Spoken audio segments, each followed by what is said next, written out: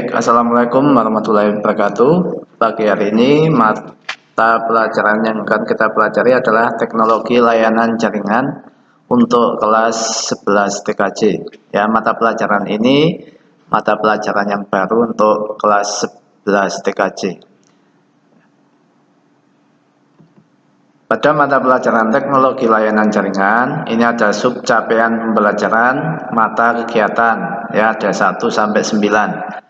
Yang akan kita pelajari untuk hari ini yaitu memahami ragam aplikasi komunikasi data. A. Ragam aplikasi komunikasi data. 1. Pengertian atau definisi dari komunikasi data. Komunikasi data merupakan bentuk komunikasi yang secara khusus berkaitan dengan transmisi atau pemindah data antar komputer atau perangkat yang lain dalam bentuk data digital yang dikirimkan melalui media komunikasi. Di sini contohnya ada komputer 1, dia sebagai sender atau pengirim. Kemudian pesan itu atau data itu dilewatkan melalui media jaringan. Media jaringan bisa berupa kabel, sinyal wireless, sinyal inframerah atau Bluetooth. Ya, kemudian sampai ke receiver atau penerima. Lah, proses transmisi ini atau komunikasi ini yang disebut dengan komunikasi data. Model komunikasi data ini ada 3. Yang A adalah komunikasi data simplex atau komunikasi data satu arah. Ya. Contoh dari komunikasi data simplex atau satu arah ini adalah televisi. Ya, jadi kalau kita menonton televisi, ini adalah model komunikasi satu arah. Contohnya lagi adalah radio. Kemudian yang B, komunikasi data half duplex atau dua arah bergantian. Ya. Contoh komunikasi data half duplex atau dua arah bergantian ini adalah walkie-talkie.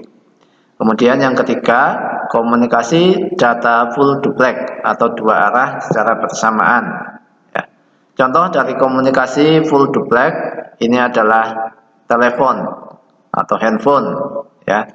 Jadi model komunikasi ada 3. Satu tadi simplex atau satu arah, yang kedua adalah half duplex, dua arah secara bergantian, dan yang ketiga adalah full duplex. Komponen komunikasi data, ya.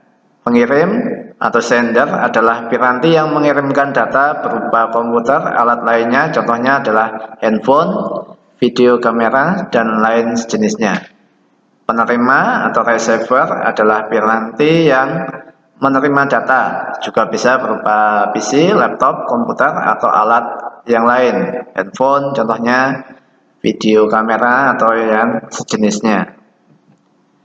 Pesan atau data, informasi yang akan dipindahkan bisa berupa apa saja, termasuk teks, angka, gambar, suara, video, atau kombinasi semuanya. Ya.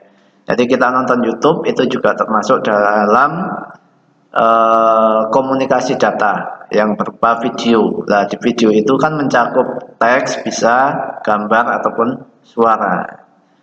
Kemudian media pengirim adalah media atau saluran yang digunakan untuk mengirimkan data atau biasa disebut dengan media transmisi. Contohnya berupa kabel, ya. Kabel juga banyak, ada STP, UTP, fiber optik, dan lain-lain. Maupun dengan media cahaya, bisa berupa inframerah ataupun gelombang magnetik, ataupun bisa juga menggunakan jaringan wireless atau Bluetooth. Itu juga termasuk dalam media transmisi. Kemudian protokol. Protokol adalah aturan yang harus disepakati oleh 2 atau lebih alat untuk dapat saling berkomunikasi. Tanpa adanya protokol, ini tidak akan ada komunikasi data, tetapi tetap bisa saling terhubung. Tanpa protokol, 2 alat atau lebih mungkin saja bisa saling connect atau terhubung, tapi message atau pesan yang dikirim itu tidak dapat diterima atau dituju. Kemudian berbagai standar komunikasi, ada badan standar dari Eropa, ada ETSI, CEN, CEPT, dan lain-lain, itu dari Eropa. Kemudian badan standar protokol untuk Amerika ini ada IEEE, kemudian FCC dan TEA. Nanti bisa kalian download di kolom deskripsi, ada modul atau materi pembelajarannya. Kemudian yang selanjutnya adalah karakteristik atau dasar komunikasi data.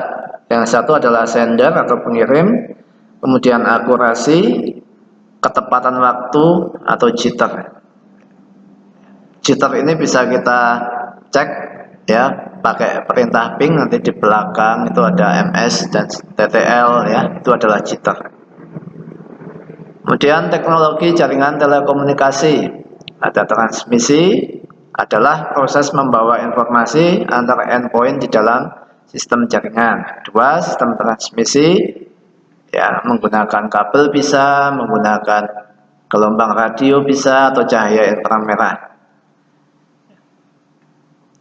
Kemudian cahaya pada ruang bebas, misalnya infrared, itu juga bisa. Yang keempat, dalam suatu jaringan telekomunikasi, sistem transmisi digunakan untuk saling menghubungkan router. Yang kelima, keseluruhan sistem transmisi disebut dengan jaringan transmisi.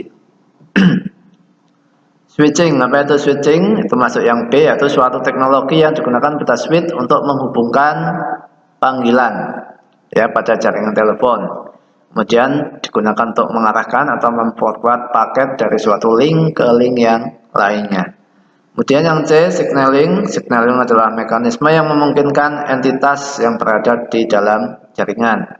Dua, untuk membentuk, mempertahankan, dan memutuskan suatu sesi di dalam jaringan. Tiga, proses signaling dilaksanakan menggunakan suatu sinyal atau pesan tertentu. Ya. Ketika kita mengangkat headset telepon, melakukan panggilan atau terdengar nada panggilan atau biasa disebut dengan dial tone. Dial tone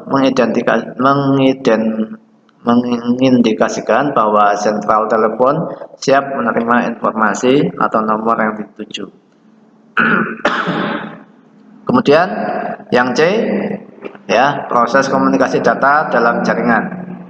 Komunikasi data adalah hubungan atau interaksi pengirim dan penerimaan antar device. Device itu adalah alat yang terhubung dalam sebuah jaringan. Jadi kalau handphone kalian, smartphone kalian terhubung dalam jaringan, itu namanya sudah termasuk dalam jaringan ya, device atau alat yang kalian gunakan. Baik yang dengan jangkauan sempit ya atau dengan jangkauan luas. Jangkauan sempit itu adalah jaringan lokal, sedangkan jangkauan luas itu adalah jaringan internet. Untuk bab yang ke belakang itu nanti kita pelajari di pertemuan yang kedua ya. Kita ulang dulu dari depan ya. Ini adalah pengertian komunikasi data. Ini adalah gambar atau mekanisme dari komunikasi data.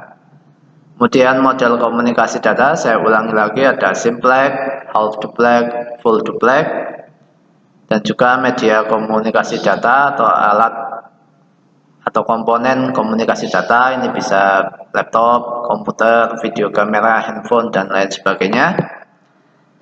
Ya, untuk lebih jelas kalian nanti bisa download materinya di kolom deskripsi, dan jangan lupa nanti kalian absen juga di link yang ada di kolom deskripsi ya. Absen ini untuk saya nanti biar saya tahu siapa yang sudah ikut pembelajaran jarak jauh dan siapa yang belum ikut ya. Sekian, selamat belajar ya, tetap jaga kesehatan. Wassalamualaikum warahmatullahi wabarakatuh.